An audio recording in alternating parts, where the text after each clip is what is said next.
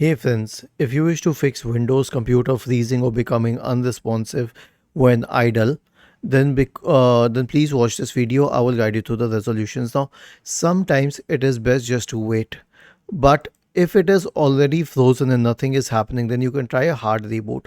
Hard reboot means hard pressing the power button till it switches off and then restarting it. The next solution is to update the graphics card drivers. So search for device manager in the Windows search bar and open the device manager.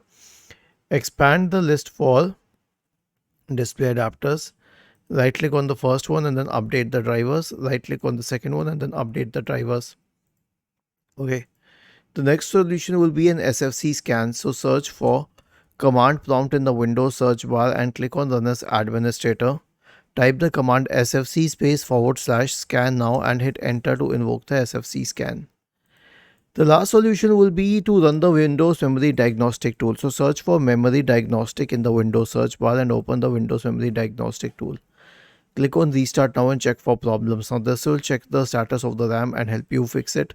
But if that doesn't help either, then you will have to increase the RAM of your computer. Was this helpful? If yes, then please subscribe to the channel.